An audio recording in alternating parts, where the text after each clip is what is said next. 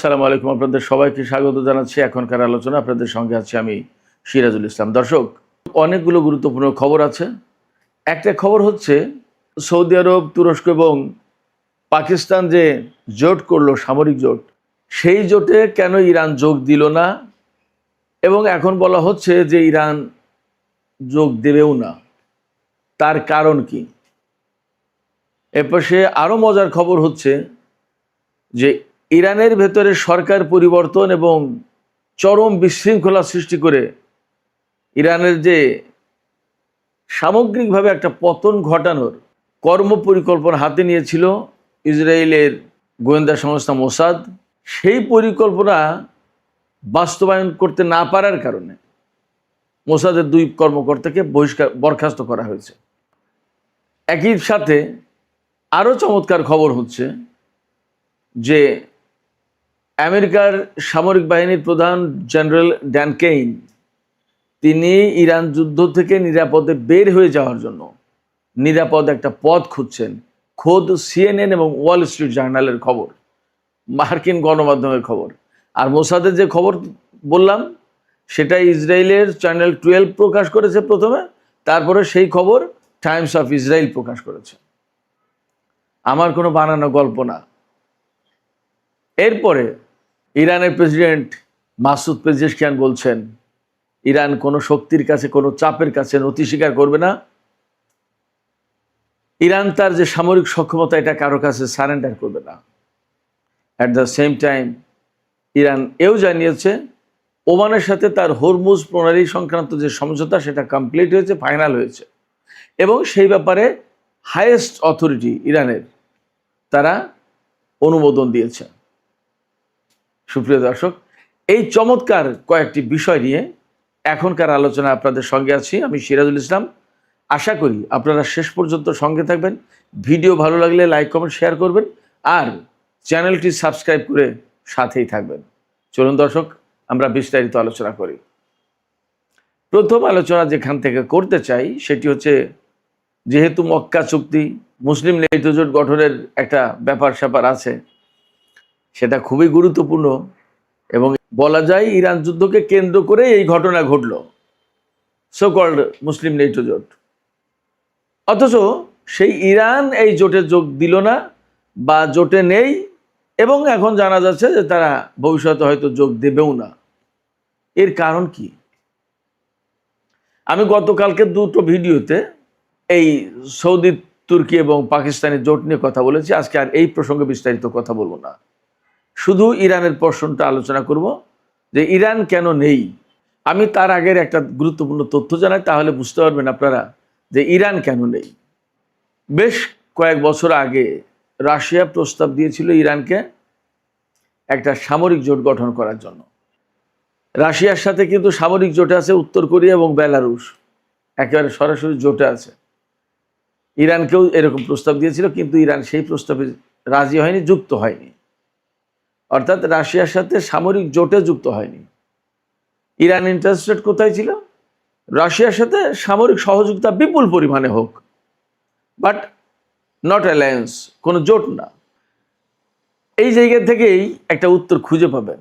রাশিয়ার মতো একটা শক্তি, আমরা অনেকেই বলে থাকি, আমার কাছে অনেকেই প্রশ্ন করেন যে রাশিয়ার সাথে কি ইরানের সামরিক জোট আছে?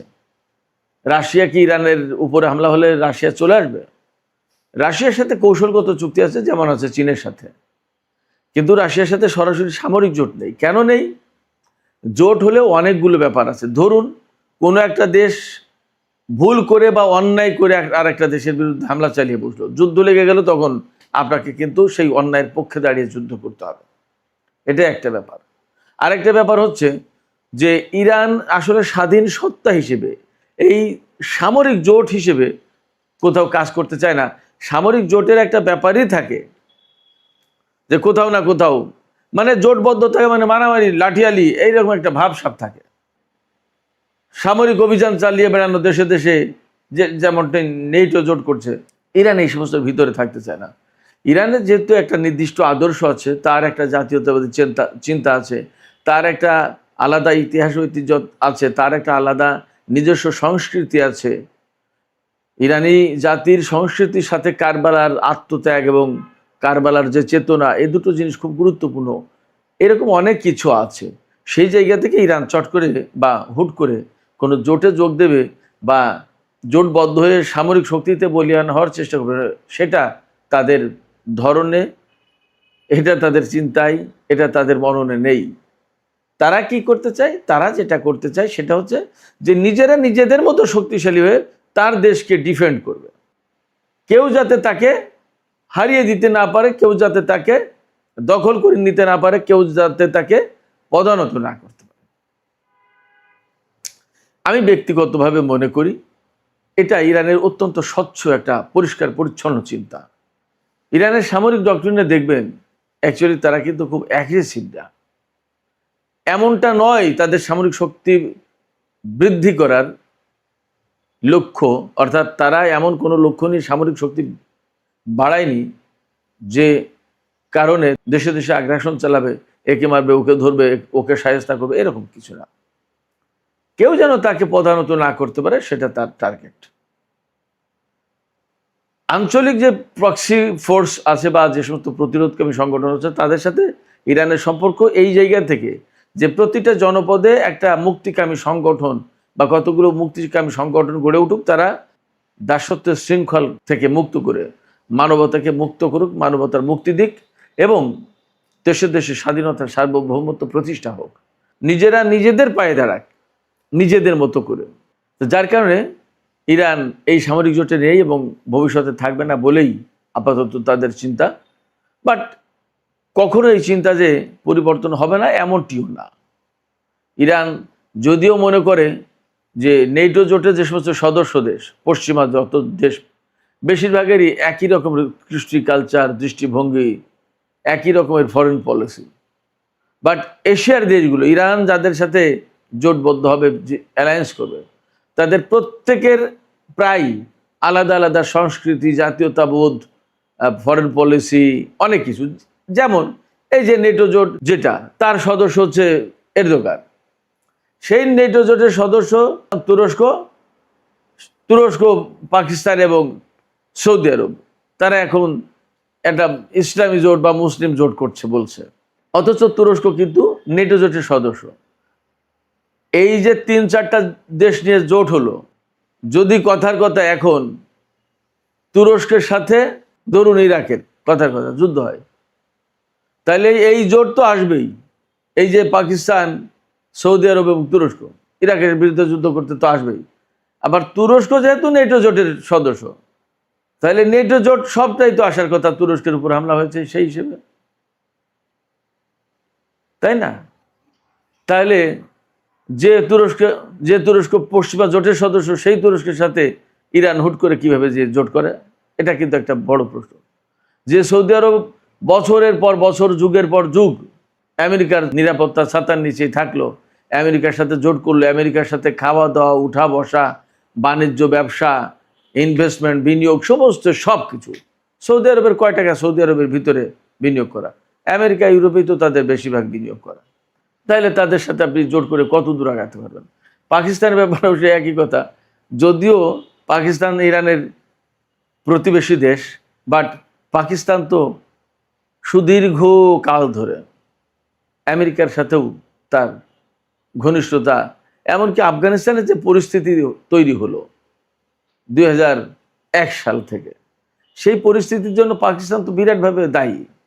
পাকিস্তানের যে জেনারেল মুশারফের সরকার, সামরিক সরকার ক্ষমতায় ছিল, তারা তো আমেরিকাকে সুবিধা দিয়েছে। তাহলে এই যে এরা জোটবদ্ধ হলো, এরা তো আমেরিকার প্রভাবের বাইরে না কেউ, এদের সাথে ইরান কিভাবে জোট করে সে প্রশ্ন থেকে যাচ্ছে। যার কারণে এদের নেচার, এদের ধরন, কায়দা কানুন, স্বভাব, আচরণ, অনেক কিছুতেই পরিবর্তন যদি না আসে, তাহলে ইরানের পক্ষে এই সামরিক জোটে যোগ দেওয়া সম্ভব হবে না। সুপ্রিয় দর্শক, এবার চলুন মোসাদ প্রসঙ্গে কথা বলি। আমি শিরোনামে বলেছিলাম, ইন্ট্রোডাকশনে বলেছিলাম যে ইরানের সরকার পরিবর্তন, ইরানের ভিতরে ব্যাপক গোলযোগ সৃষ্টি করা এবং সর্বোচ্চ নেতাকে হত্যা বা আরও অনেক কিছু ঘটিয়ে ইরানের টোটাল একটা পরিবর্তন করে দেওয়ার পরিকল্পনা করেছিল মোসাদ। এই পরিকল্পনার সাথে জড়িত ছিল দুইজন কর্মকর্তা, একজন মোসাদের ইন্টেলিজেন্স ডিরেক্টরের প্রধান, আর একজন হচ্ছে মোসাদের ইরান বিভাগের প্রধান। মোসাদের বহু সেকশন আছে, Pakistan section, Iran section, India section, America section, তুরস্ক section, Saudi section, total middle east section, এরকম বিভিন্ন রকমের সেকশন থাকতে পারে। তো ইরান সেকশন বলতে যেটা আছে তার প্রধান এই দুইজন ব্যক্তি ইরানের সরকার পরিবর্তন, ইরানের ভেতরে ব্যাপকভাবে গোলযোগ সৃষ্টি করা, বিশৃঙ্খলা সৃষ্টি করা, কুর্দিদেরকে ইরানের ভিতরে ঢুকিয়ে দিয়ে আইআরজিসির উপরে হামলা চালানো ইসরায়েলের পক্ষ থেকে এবং কুর্দিদের পক্ষ থেকে, এবং ইরানের ভেতরে প্রচুর নাশকতা বলতে যা বোঝায় মানুষের জীবনহানি থেকে শুরু করে সব ধরনের জ্বালাও পোড়াও, ভাঙচুর, ধ্বংস ইত্যাদি ইত্যাদি, এগুলো করার তাদের প্রোগ্রাম ছিল, প্ল্যান ছিল, পরিকল্পনা ছিল। এবং এই পরিকল্পনা যে শতভাগ সাকসেস হবে এইরকম ভরসা দেওয়া হয়েছিল নেতানিয়াহুকে, এবং নেতানিয়াহু সেই পরিকল্পনা ডোনাল্ড ট্রাম্পকে বলেছিল।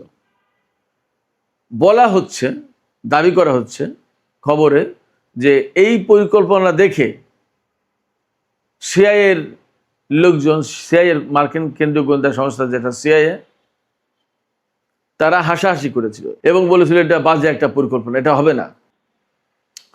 কিন্তু নেতানিয়াহু ডোনাল্ডকে ব্যক্তিগতভাবে বৈঠক করে পারসুয়েট করেছিল। এবং আমি সেই শুরু থেকে বলে আসছি, ডোনাল্ড ট্রাম্পকে নেতানিয়াহু খুব বড় একটা আশার বাণী শুনিয়েছিল।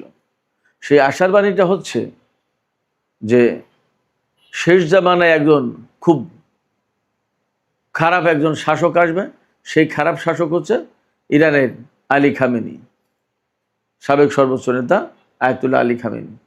আর তাকে একজন হত্যা করবে, একজন খ্রিস্টান রাজা, কিং, সেই কিং হচ্ছেন আপনি, ডোনাল্ড ট্রাম্প। আপনি তাকে হত্যা করলে এই যে বাইবেলের যে বর্ণনা, সেই বর্ণনার কিং আপনি হয়ে যাচ্ছেন, স্বর্গে চলে যাবে ডোনাল্ড ট্রাম্প। এদের কিন্তু স্বর্গ নরক এগুলো তো বিশ্বাস আছে, খ্রিস্টান ইহুদি এরা তো আল্লাহ খুদাই বিশ্বাস করে।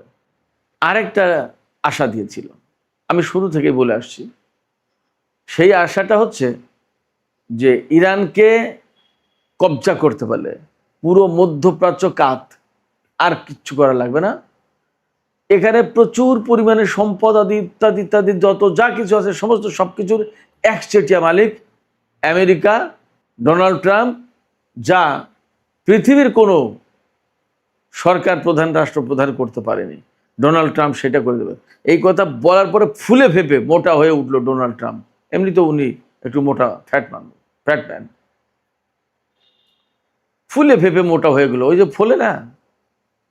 এরপরে আর তাকে আমেরিকার কোনো কর্মকর্তা, গোয়েন্দা সংস্থার লোকজন তাকে আর থামাতে পারেনি, ডোনাল্ড ট্রাম্পকে। ইরানের উপর হামলা চালিয়ে দিয়েছে। এবং ওই পরিকল্পনায় ডোনাল্ড ট্রাম্পকে আর একটা কী বলেছিল নেতানিয়াহু, ডোনাল্ড ট্রাম্প কিন্তু ইসরায়েলকে বাঁচানোর জন্য, শক্তিশালী করার জন্য, মধ্যপ্রাচ্যে তার প্রভাব প্রতিপত্তি বিস্তার করার জন্য এই যে আব্রাহাম অ্যাকর্ড এনেছে, অনেক কিছু করে। নেতানিয়াহু বলেছিল যে আপনি ইরানের সম্পদ আদি থেকে শুরু করে মধ্যপ্রাচ্য কন্ট্রোল করবেন, আর আমি এখানে বৃহত্তর ইসরায়েল প্রতিষ্ঠা করবো, আমার একটা ইসরায়েল রাষ্ট্র দরকার বড়। তো ইরানকে ডিমলিশ করে দিলে আর কিচ্ছু লাগে না, সব তো শেষ। এই পরিকল্পনায় দুইজন শুরু করলো যুদ্ধ ইরানের বিরুদ্ধে। এবং যুদ্ধ শুরু করার পর 28শে ফেব্রুয়ারি থেকে প্রথম দিনেই তো ইরানের সর্বোচ্চ নেতা থেকে শুরু করে সেনা কমান্ডার, মন্ত্রী, মিনিস্টার অনেক কিছু হত্যা করলো। সাথে সাথে শিশু স্কুলেও হামলা চালিয়ে 160-170 জনকে তো দুনিয়া থেকে বিদায় করে দিল। একদম প্রথম দিকে তো বহু হতাশবাদী মানুষ তারা ধরে নিয়েছিল যে ইরান শেষ, আর সম্ভব না। কিন্তু ইরানের বাহিনী, সামরিক বাহিনী যে এইভাবে ঘুরে দাঁড়াবে এবং প্রতিরোধ করবে এবং আজকের এই অবস্থায় আসবে, এটা অনেকের ধারণা ছিল। তো ইরানের সামরিক বাহিনী, বিশেষ করে আইআরজিসি, যাদের মূল দায়িত্ব বিপ্লব রক্ষা করা, তারা ঘুরে দাঁড়ালো এবং অসম্ভব শক্তিমত্তা নিয়ে ইসরায়েল এবং আমেরিকা যে ইরানের উপর হামলা চালালো সেগুলো অনেকটা প্রতিহত করলো, ঠেকালো, এবং তারা পাল্টা হামলা চালালো। যতটা ঠেকালো তার চেয়ে বেশি মাত্রায় আরো পাল্টা হামলা চালালো। ইরানের সামরিক বাহিনীর স্ট্র্যাটেজি ছিল এই যে ওরা হামলা চালাচ্ছে আমাদের উপর, আমরাও যদি ওদের উপর হামলা চালাই পাল্টা, এবং ওদের সামরিক সক্ষমতা বিশেষ করে ঘাঁটি, ওদের বিমান, এগুলো যদি ধ্বংস করে দিতে পারি, তাহলে ওরা হামলা চালাবে কি দিয়ে, কোথায় থাকবে? তখন হামলা চালানোর মতো অবস্থা থাকবে না। অতএব কাজ ওইটাই করতে হবে। এবং তারা একদম চোখ বন্ধ করে মার্কিন ঘাঁটি ধ্বংস করার মিশন নিয়ে মাঠে নামলো, শুরু করে দিল। এবং আপনারা দেখেছেন আমার গল্পরা, আমেরিকার গণমাধ্যমে কি বলছে, কত বিমান তাদের ধ্বংস হয়েছে, কত ড্রোন ধ্বংস হয়েছে, F-15, F-16, F-35, যত গর্বের জিনিস, যেটা ইরানের আকাশে প্রবেশ করেছে ওইটাই মেরে দিয়েছে। কিছু কিছু পালিয়েছে। প্রসঙ্গক্রমে বলে রাখি, গত পরশুদিন ইরানে একটা প্রদর্শনী হয়েছে। সেই প্রদর্শনীতে F-15, F-35, KC-130 হারকিউলিস বিমান, আমেরিকার সর্বাধুনিক ড্রোন, ইসরায়েলের হেরমেস ড্রোন, এগুলো প্রায় অনেকটা অক্ষত অবস্থায় নামিয়েছে বা ভূপাতিত করেছে। এই সমস্তগুলোর প্রদর্শনী করেছে ইরান, যে এইগুলো আপনারা ধ্বংস করেছে, দেখো। আমি আপনাদেরকে বলি, আরও অনেক কিছু প্রদর্শনী আপনারা পাবেন, অনেক কিছু বাকি আছে। ইরানের হাতে অনেক কিছু আছে, ওয়েট, দেখতে পাবেন, অনেক কিছু আছে। আমেরিকা এমনি ইরানের কাছে নত হচ্ছে না। এই যে যুদ্ধ থেকে নিরাপদে সরে যাওয়ার চেষ্টা করছে, এমনি না। যাই হোক, তো তাদের পরিকল্পনা ব্যর্থ করে দিয়েছে অনেকটা কি, মানে ব্যর্থ করেছে কি সফল করেছে আপনারা তো দেখছেন, আপনারাই বলেন। যার প্রেক্ষাপটে ইরানের সামরিক বাহিনীর বা IRGC-র এই প্রতিরোধের মুখে ইরানের হয়তো সর্বোচ্চ নেতাকে বা আরও কিছু কিছু কর্মকর্তাকে পৃথিবী থেকে বিদায় দেওয়া গেছে, বাট যে টার্গেট নিয়ে তারা এসেছিল তার একটাও পূরণ হয়নি। না সরকারে পরিবর্তন হয়েছে, না তাদের পরমাণু কর্মসূচি ধ্বংস করতে পেরেছে, না তাদের ক্ষেপণাস্ত্র কর্মসূচি ধ্বংস করতে পেরেছে, না একটা তাদের মন মতো পুতুল সরকার বসাতে পেরেছে। বরং উল্টো আরও কি ঘটেছে, হরমুজ প্রণালী আটকে দেওয়া থেকে শুরু করে এখন দেখেন, আপনারা তো দেখতে পাচ্ছেন। মানে ধরুন, শিয়াল যদি মুরগি ধরতে যায়, আর যদি আপনি মুরগি ব্যবহার করেন তাকে ফাঁদ হিসেবে, তাহলে তো শিয়াল তো মুরগির লোভে ঢুকে গেল ফাঁদে, এবার আটকে গেল, তারপরে কি করবে? শিয়ালকে ধরে আপনারা কি করবেন? ইরান সেইটা করেছে, যার কারণে এখন হরমুজে আটকা। আপনারা চিন্তা করেন যে আমেরিকার সামরিক বাহিনী, নৌবাহিনী, যাদের জাহাজ দেখলে মানুষের পিলে চমকে যায়। ডোনাল্ড ট্রাম্প বলেছিল না যুদ্ধের আগে, যে জেরাল্ড আর ফোর্ড, আব্রাহাম লিঙ্কনের মতো বড় বড় জাহাজ, বিশ্বের লার্জেস্ট এয়ারক্রাফট ক্যারিয়ার, এগুলো মোতায়েন করার পরেও ইরান কেন ভয় পাচ্ছে না, আমি বুঝতে পারছি না। ডোনাল্ড ট্রাম্প বলেছিল, এরকম একটা জাহাজ একটা দেশের উপকূলে নিয়ে যে মোতায়েন করে যদি বলা যায় এটা করো, নইলে কিন্তু এই জাহাজ, তাতেই তো সব শেষ। আর সেখানে এই দুই জাহাজ, তাদের সাথে সাবমেরিন ডেস্ট্রয়ার, ফ্রিগেট, করভেট, কত কিছু, টোমাহক ক্রুজ ক্ষেপণাস্ত্র, আপনার army tactical missile, precision strike missile, third patriot, F-16, F-15, F-18 Hornet, F-22 Raptor, F-35, KC-130, 117, KC-46, কত কিছু, বাবা রে বাবা। গোয়েন্দা বিমান, কি নেই কি না আছে তাদের। তার তুলনায় ইরানের কি ছিল, কি আছে, কেউ জানেই না, বিশ্বাসও করতে চায়নি। ইরানের বিমানকে বলছে যে ভাঙড়ির দোকানে বিক্রি হবে না, এই সমস্ত নিয়ে আমেরিকার বিরুদ্ধে লড়াই করবে, how it is possible? But সেটা হয়ে গেছে। এবং ইরান যে হরমুজকে একদম চেপে ধরেছে, আজ 160-62 দিন পার হয়ে গেল, ইরানের আমেরিকার ভুবন বিখ্যাত নৌবাহিনী সেই ব্লকেট কিন্তু খুলতে পারেনি, হরমুজকে খুলতে পারেনি। ইসরায়েলের মোসাদের 2 কর্মকর্তাকে বরখাস্ত করা হয়েছে, গন আউট। এই প্রেক্ষাপটে আমেরিকার সামরিক বাহিনীর প্রধান জেনারেল ড্যান কেইন, তিনি এই যুদ্ধ থেকে নিরাপদে, মানে বড় রকমের ক্ষয়ক্ষতি ছাড়া কীভাবে বের হয়ে যায় তার একটা নিরাপদ রাস্তা চাইছেন, বের হওয়ার সড়ক চান, যে এই সড়কে গেলে আমাদের আর কোনো ঝামেলা নেই। এবং এই পরিকল্পনা নিয়ে তিনি অলরেডি মার্কিন vice president JD Vance, Marco Rubio পররাষ্ট্রমন্ত্রী, সিআইএর প্রধান জন র্যাডক্লিফ থেকে শুরু করে আরো বড় বড় উচ্চপদস্থ কর্মকর্তা তাদের সাথে আলাপ করেছেন ড্যান কেইন, যে এই যুদ্ধ থেকে বেরিয়ে আসতে হবে। এই যুদ্ধ আরো যদি বড় পরিসরে করা হয়, অর্থাৎ বাড়ানো হয়, তাহলে বিপদ তার সীমা নেই। ঠিক এই ল্যাঙ্গুয়েজে তো বলছে না, কিন্তু আকার ইঙ্গিতটা তাই। তিনি সুস্পষ্ট করে বলেছেন ইরানের বিরুদ্ধে বিমান হামলা চালিয়ে লাভ হবে না, অনেক বেশি ক্ষতির মুখে পড়তে হবে।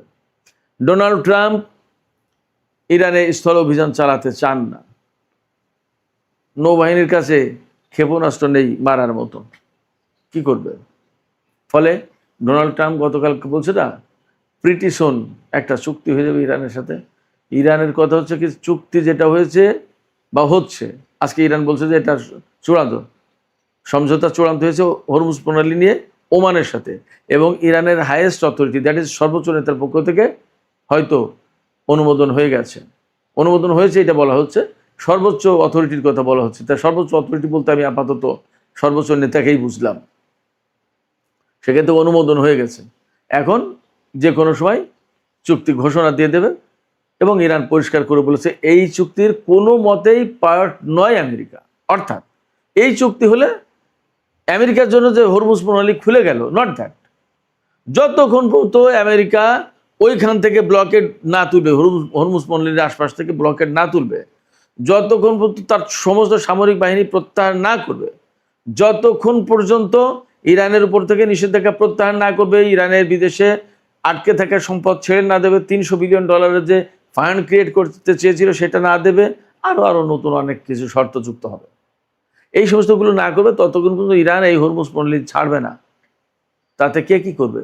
চীন কিন্তু ইরানকে সমর্থন দিয়ে দিয়েছে যে হরমুজ প্রণালী ইরানের সার্বভৌম জায়গা, এটা সে কন্ট্রোল করবে, করুক।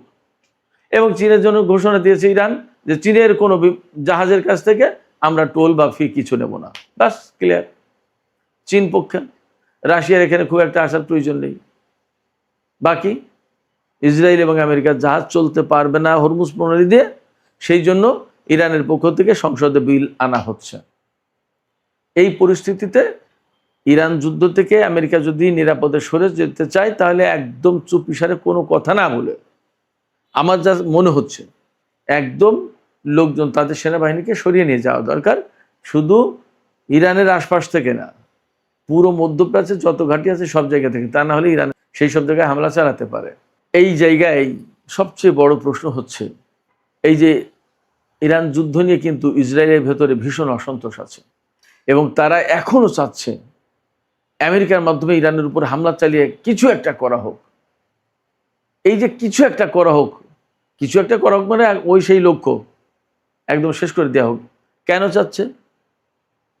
বিপদটা এখানেই, আপনি যদি বিষধর সাপকে লেজে পাড়া দেন বা লেজে একটা বাড়ি দেন, সে সাপ কিন্তু মরল না, এবং সেই সাপ কিন্তু আরো ফেরোসাস হয়ে যাবে।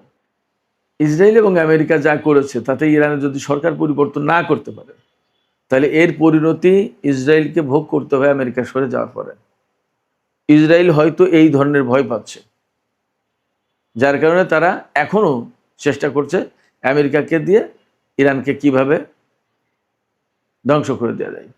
আর ইরান তার নিজস্ব সামরিক শক্তি এবং তাদের সক্ষমতা কৌশল দিয়ে টিকে থাকার চেষ্টা করছে, এবং এই পর্যন্ত এই জায়গা থেকে আমেরিকা হয়তোবা যে কোনোভাবেই হোক, মধ্যস্থতাকারীদের মাধ্যমে হোক বা যেভাবে হোক, একটা দফা রফা করে চলে যাবে, এবং সম্ভবত যুদ্ধ শেষ হয়ে যাচ্ছে। আমি এখানে ছোট্ট করে একটা তবে বলে একটা কথা বলে রাখি, তবে বা কিন্তু, সেটা হচ্ছে এই যে এইরকম আশার প্রদীপ জ্বালিয়ে, অর্থাৎ আমরা পারছি না, হেরে গেছি, ঘুমন্ত, এটা সেটা বলে দেখা গেল যে আমেরিকা এবং ইসরায়েল হুট করে ইরানের উপর একটা বড় রকমের হামলা চালিয়ে দিলে, এমন হলেও অবাক হবার কিছু থাকবে না, তবে সেই সম্ভাবনা তুলনামূলক কম। সুপ্রিয় দর্শক, এখনকার আলোচনা এখানে শেষ করতে চাই, যাবার আগে আপনাদের কাছে মতামত জানতে চাই। এই যে আলোচনাটা করলাম, এই আলোচনা সর্বপ্রথম আপনাদের কাছে কেমন লাগলো, এই মতামতটা জানান আজকে।